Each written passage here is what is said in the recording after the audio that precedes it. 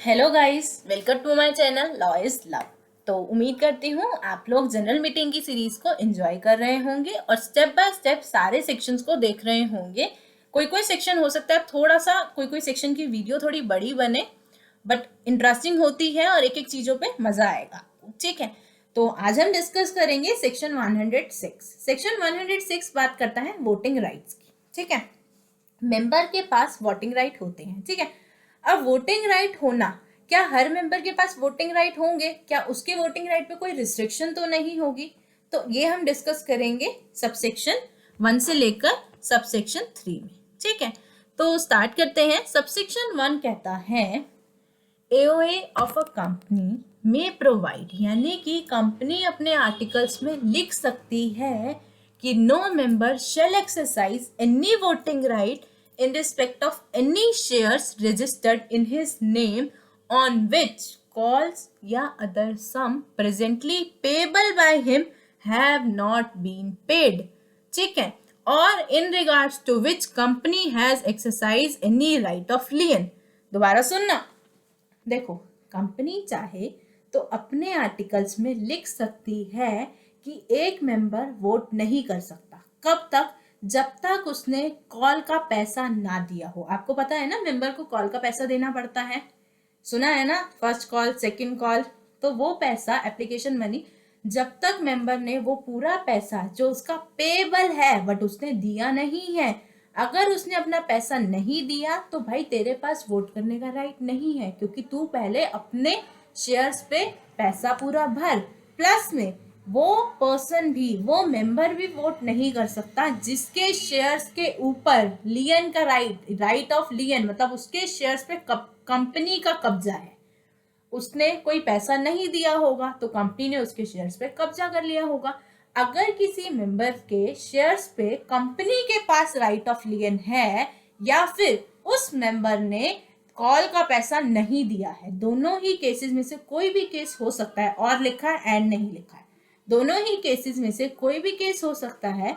तो इन दोनों केसेस में कंपनी चाहे तो अपने आर्टिकल्स में लिख सकती है कि वो मेंबर वोट नहीं करेगा। बट बहुत इंपॉर्टेंट लाइन मैंने रेड से लिखी है बट मैंने छोड़ी जानबूझ के।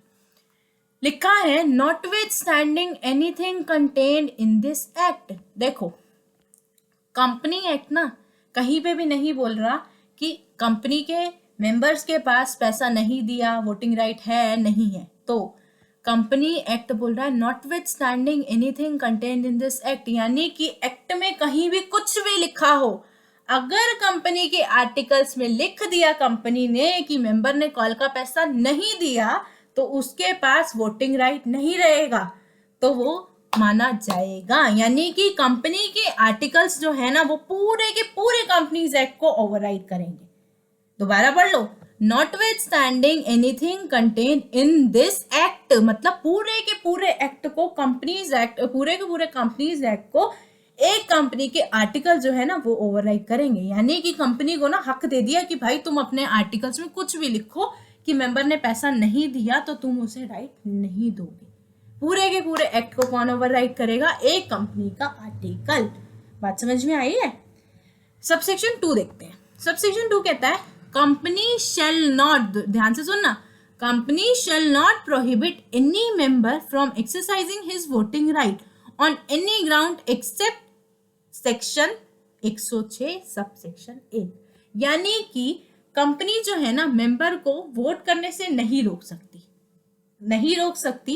लेकिन सबसेक्शन 1 में जो 2 ग्राउंड दे रखे हैं इन पे रोक सकती है। मतलब इन 2 ग्राउंड के अलावा तुम मेंबर को किसी और ग्राउंड पे वोट करने से नहीं रोक सकते। 2 ग्राउंड कौन से हैं? पहला कॉल का पैसा ना दिया, दूसरा राइट ऑफ लियन के केस में।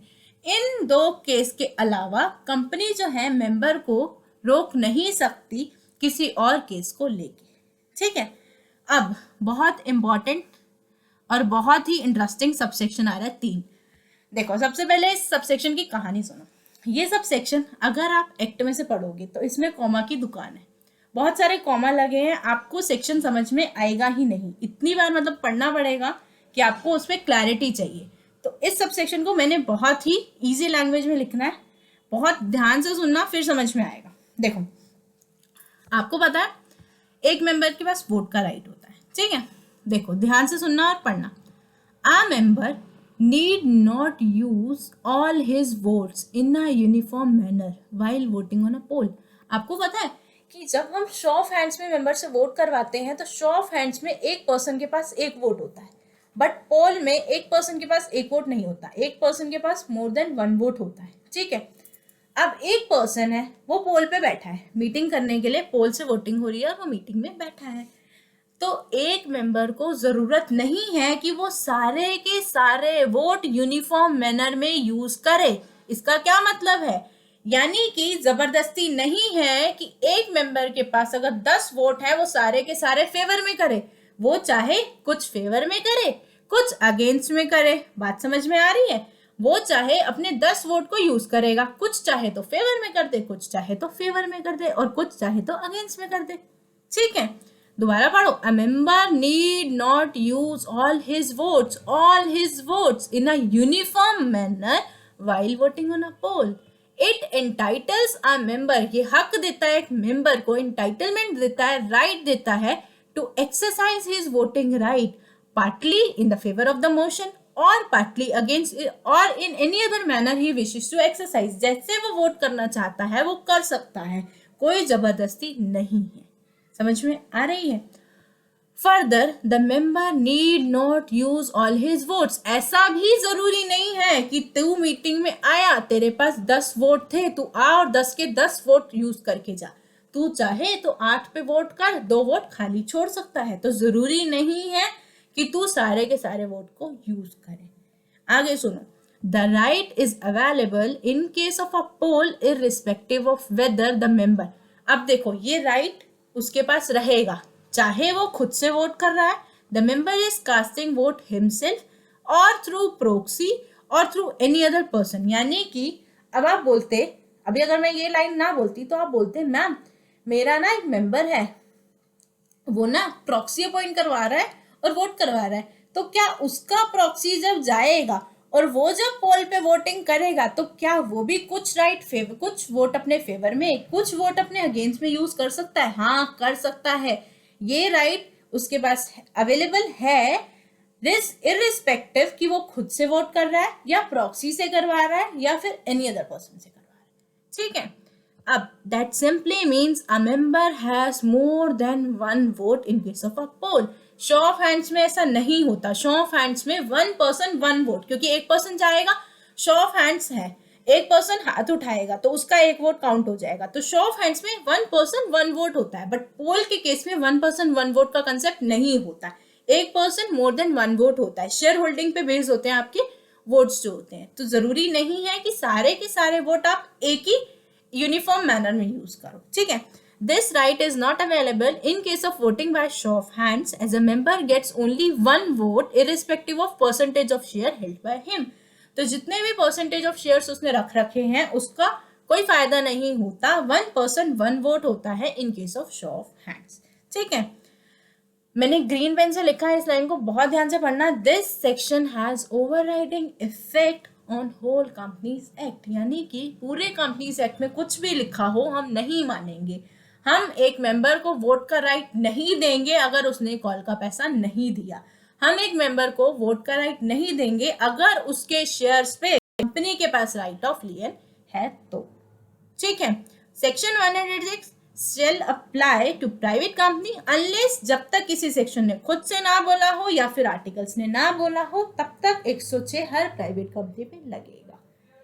सेक्शन का क्रक्स देखती हूँ। सेक्शन कहता है तुम्हें वोटिंग राइट पे रिस्ट्रिक्शन लगाना है, तुम लगा सकते हो, आर्टिकल्स में लिख देना, ठीक है। सबसेक्शन 2 कहता है सिर्फ 2 ग्राउंड्स पे तुम एक मेंबर को वोट करने से रोक सकते हो, इसके अलावा कोई तीसरा ग्राउंड तुम यूज नहीं कर सकते।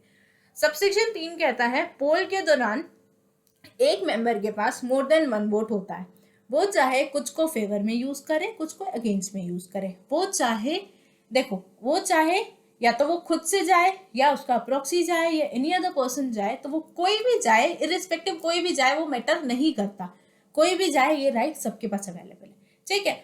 वो जाए, वो अपने सारे वोट यूज करे ना करे, ये भी उसकी अपनी अंडरस्टैंडिंग है, उसकी अपनी मर्जी है, कोई जबरदस्ती नहीं है, ठीक है।